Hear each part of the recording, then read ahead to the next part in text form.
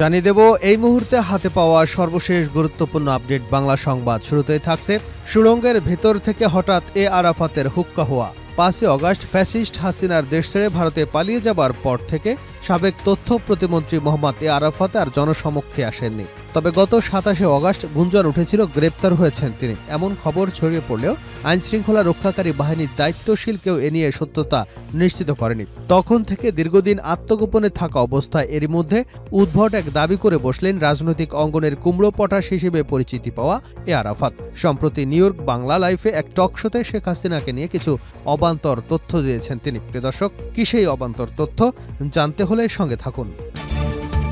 এবারে জানাবো লন্ডনে টিউলিপকে বিনামূল্যে ফ্ল্যাট দেন আওয়ামী লীগ সংশ্লিষ্ট ব্যবসায়ী। দীর্ঘ সময় ধরে যুক্তরাজ্যে বসবাস করেন সাবেক প্রধানমন্ত্রী শেখ হাসিনার বোন শেখ রেহানার মেয়ে টিউলিপ সিদ্দিক। তিনি সেদেশের পার্লামেন্টে লেবার পার্টির একজন সদস্য এবং বর্তমানে মন্ত্রী হিসেবে দায়িত্ব পালন করছেন। তবে সম্প্রতি বাংলাদেশে দুর্নীতির তদন্তে পরিবারের অন্য সদস্যদের সঙ্গে নাম জড়িয়েছে তারও। জানাবো ঢাকা বিশ্ববিদ্যালয় ছাত্র দলের 4 নেতাকে শোকজ। শৃঙ্খলা ভঙ্গের সুনির্দিষ্ট অভিযোগের ভিত্তিতে ঢাকা বিশ্ববিদ্যালয় শাখা ছাত্র দলের 4 নেতাকে কারণ দর্শানোর নোটিশ দেওয়া হয়েছে। শুক্রবার শাখা ছাত্র দলের দপ্তর সম্পাদক মল্লিক ওয়াইসি উদ্দিন তামি স্বাক্ষরিত পৃথক পৃথক নোটিশে এই কারণ দর্শানোর নোটিশ দেওয়া হয়। জানিয়ে দেব মুসলমানদের ঐক্যবদ্ধ হতে হবে ডক্টর মঈন খান। বিএনপির স্থায়ী কমিটির সদস্য ও সাবেক মন্ত্রী ডক্টর আব্দুল মঈন খান বলেছেন, ইসলাম একদিন পৃথিবীর সবচেয়ে শক্তিশালী শক্তি হিসেবে প্রতিষ্ঠিত হয়েছিল। সেই ইসলামকে শক্তিশালী রাখতে বিশ্বের সকল মুসলিম জাতিকে সব দ্বিধা দ্বন্দ্ব বিভেদ ভুলে ঐক্যবদ্ধ হতে হবে। এদিকে খালেদা জিয়া নিরাপত্তা নিয়ে ভারতীয় মিডিয়ায় বিভ্রান্তিকর রিপোর্ট। বিএনপির চেয়ারপারসন ও সাবেক প্রধানমন্ত্রী বেগম খালেদা জিয়া নিরাপত্তা ইস্যুতে চেয়ারপারসনের একান্ত সচিব এবিএম আব্দুস সাত্তারের বরাত দিয়ে কলকাতা ভিত্তিক নিউজ পোর্টাল দ্য ওয়াল বিভ্রান্তিমূলক প্রতিবেদন প্রকাশ করেছে। আব্দুস সাত্তার জানান, দ্য ওয়ালে যে প্রতিবেদন প্রকাশিত হয়েছে সে বিষয়ে তিনি কোনো কথাই বলেননি। এবং সর্বশেষ জানাবো আন্তর্জাতিক সংবাদ।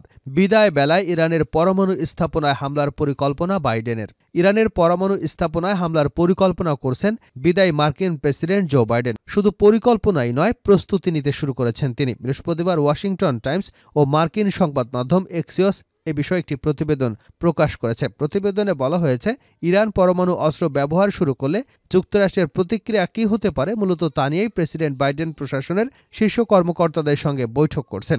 এতক্ষণ শিরোনাম শুনছিলেন, এবার বিস্তারিত। প্রিয় দর্শক, আপনি যদি এই চ্যানেলে নতুন হয়ে থাকেন, ভিডিওটি দেখতে দেখতে চ্যানেলটি সাবস্ক্রাইব করে আমাদের সঙ্গে থাকুন। আর এই ভিডিও সম্পর্কে আপনি আপনার মূল্যবান মতামতটি কমেন্ট বক্সে জানিয়ে দিন।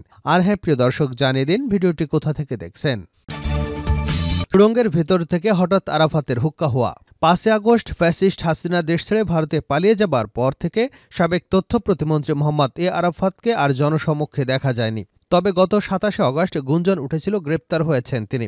এমন খবর ছড়িয়ে পড়লেও আইনশৃঙ্খলা রক্ষাকারী বাহিনীর দায়িত্বশীল কেউ এই সত্যতা নিশ্চিত করেনি। তখন থেকে দীর্ঘদিন আত্মগোপনে থাকা অবস্থায় এরই মধ্যে এক উদ্ভট দাবি করে বসলেন রাজনৈতিক অঙ্গনের কুমড়ো পটাশ হিসেবে পরিচিতি পাওয়া আরাফাত হোসেন।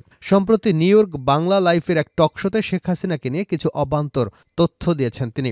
রাজনৈতিক অঙ্গনের দুর্গন্ধ। আরাফাত বলেন, শেখ হাসিনা তার জীবনের বাকি সময় টুঙ্গিপাড়ায় কাটাতে চেয়েছিলেন। 5 আগস্টের ঘটনা উল্লেখ করে তিনি বলেন, উত্তরার দিক থেকে আসা বিপদকে অবহিত করার পর শেখ হাসিনাকে বলা হয়েছিল, যদি তিনি গণভবন না ছাড়েন তাহলে সুরক্ষা বাহিনী গুলি চালাবে। সে সময় শেখ হাসিনা বলেন, তিনি যদি বঙ্গভবনে না যেতে পারেন তবে তিনি টুঙ্গিপাড়ায় চলে যাবেন। মিথ্যাকে শিল্পে পরিণত করা আরাফাত দাবি করেন, শেখ হাসিনার ভারত যাওয়ার কোনো পরিকল্পনা ছিল না এবং তাকে জোর করে দেশের বাইরে পাঠানো হতে পারে এমন গুঞ্জন ছিল। তিনি বলেন, শেখ হাসিনা ক্ষমতায় থাকতে চাননি এবং 4 আগস্টের পর তিনি বারবার বলেছেন তিনি টুঙ্গিপাড়ায় চলে যেতে চান। তিনি আরও বলেন, শেখ হাসিনার পরিবার বিশেষ করে শেখ রেহানা এবং সজীব ওয়াজেদ জয় তাকে দেশের বাইরে পাঠাতে চেয়েছেন, কিন্তু শেখ হাসিনা তাদেরকে পরিষ্কারভাবে জানান তিনি দেশ ছাড়বেন না, বলেন আরাফাত। তখনকার পরিস্থিতি ছিল অত্যন্ত সংকটজনক এবং শেখ হাসিনাকে হত্যার পরিকল্পনাও ছিল, যা পরে ধীরে ধীরে সামনে আসবে।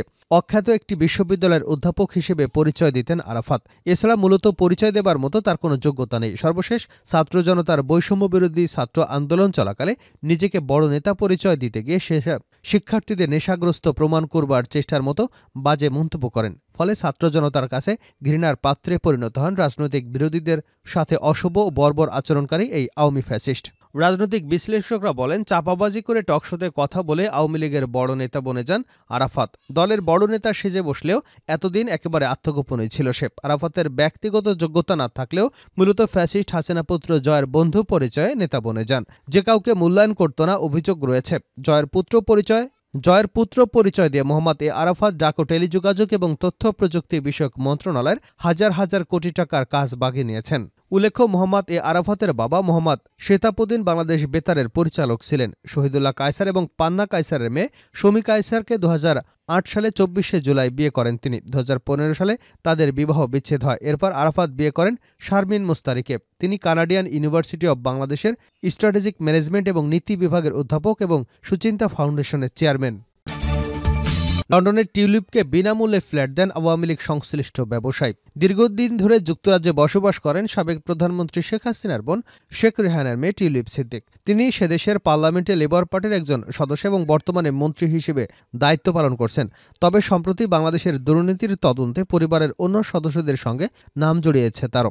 এবার তার বিরুদ্ধে বাংলাদেশি ব্যবসায়ীর কাছ থেকে লন্ডনে বিনামূল্যে ফ্ল্যাট নেওয়ার অভিযোগ উঠেছে।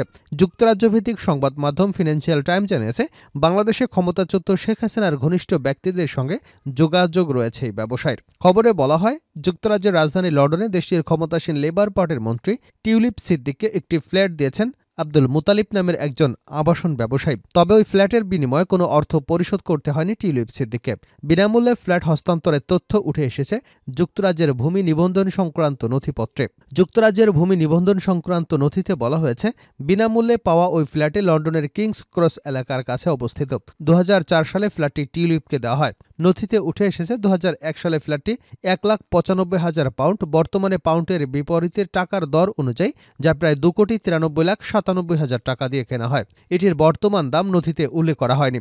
তবে একই ভবনের আরেকটি ফ্ল্যাট গত অগাস্টে 6,50,000 পাউন্ড, প্রায় 9,79,91,000 টাকায় বিক্রি হয়েছে। খবরে বলা হয়েছে, বাংলাদেশি ব্যবসায়ী আব্দুল মুতালিব দক্ষিণ পূর্ব লন্ডনে বসবাস করেন। ভোটার নিবন্ধন সংশ্লিষ্ট নথি থেকে জানা গেছে, ওই এলাকায় মুতালিবের ঠিকানায় বর্তমানে মজিবুল ইসলাম নামের আরেক ব্যবসায়ী বসবাস করেন। মজিবুলের বাবা 2014 সাল থেকে 2024 সাল পর্যন্ত বাংলাদেশ আওয়ামী লীগ থেকে নির্বাচিত সংসদ সদস্য ছিলেন। আব্দুল মুতালিব ফিনান্সিয়াল টাইমসের কাছে কিংস ক্রসের ওই ফ্ল্যাট কেনার কথা স্বীকার করেছেন। তবে পরে সেটি নিয়ে কি হয়েছে তা কিছু বলতে রাজি হননি। এদিকে লন্ডনে টিউলিপের বিনামূল্যে ফ্ল্যাট পাওয়ার সঙ্গে আওয়ামী লীগের সংশ্লিষ্টতা থাকতে পারে বলে গুঞ্জন রয়েছে। এ বিষয়ে টিউলিপ সিদ্দিকের সঙ্গে যোগাযোগের চেষ্টা করা হলে তার একজন মুখপাত্র ফিনান্সিয়াল টাইমসের কাছে দাবি করেন, এ বিষয়ে আওয়ামী লীগের কোনো সংশ্লিষ্টতা নেই। টিউলিপকে বিনামূল্যে এই ফ্ল্যাট দেওয়ার খবর এমন এক সময় এলো যখন 9টি প্রকল্পে 80,000 কোটি টাকার অনিয়ম দুর্নীতির অভিযোগ টিউলিপ, শেখ হাসিনা, শেখ রেহানা, সজীব ওয়াজেদ জয়ের বিরুদ্ধে অনুসন্ধান করছে বাংলাদেশের দুর্নীতি দমন কমিশন। গত মাসেই এই অনুসন্ধান শুরু হয়েছে। ঢাকা বিশ্ববিদ্যালয়ের 4 নেতাকে শোকজ। শৃঙ্খলা ভঙ্গের সুনির্দিষ্ট অভিযোগের ভিত্তিতে ঢাকা বিশ্ববিদ্যালয় শাখা ছাত্রদলের 4 নেতাকে কারণ দর্শানোর নোটিশ দেওয়া হয়েছে। শুক্রবার শাখা ছাত্রদলের দপ্তর সম্পাদক মল্লিক ওয়াসি উদ্দিন তামিল স্বাক্ষরিত পৃথক পৃথক নোটিশে এর কারণ দর্শানোর নোটিশ দেওয়া হয়। কারণ দর্শানোর নোটিশ পাওয়া নেতারা হলেন হাজী মোহাম্মদ মহসিন হল শাখা ছাত্রদলের প্রচার সম্পাদক মনসুর আহমেদ রাফি, বিজয় 71 হল শাখার দপ্তর সম্পাদক সাকিব বিশ্বাস, মাস্টারদা সুজসেন হল শাখার সাহিত্য এবং প্রকাশনা সম্পাদক মোহাম্মদ আবিদুর রহমান মিশু এবং বিজয় 71 হলের ছাত্রদলের সহ দপ্তর সম্পাদক সুলতান মোহাম্মদ সালাম সিদ্দিক। নোটিশে বলা হয়েছে, বাংলাদেশ জাতীয়তাবাদী ছাত্রদল ঢাকা বিশ্ববিদ্যালয় শাখায় দায়িত্বশীল পদে আসীন থেকে শৃঙ্খলা ভঙ্গের সুনির্দিষ্ট অভিযোগের ভিত্তিতে আপনাদের বিরুদ্ধে কেন স্থায়ী সাংগঠনিক শাস্তিমূলক ব্যবস্থা গ্রহণ করা হবে না, এই মর্মে আগামী 4 জানুয়ারির মধ্যে ঢাকা বিশ্ববিদ্যালয়ের সভাপতি সাধারণ সম্পাদকের বরাবর একটি লিখিত ব্যাখ্যা সশরীরে উপস্থিত হয়ে জমা দান এবং উপস্থাপনের নির্দেশনা দেওয়া হলো।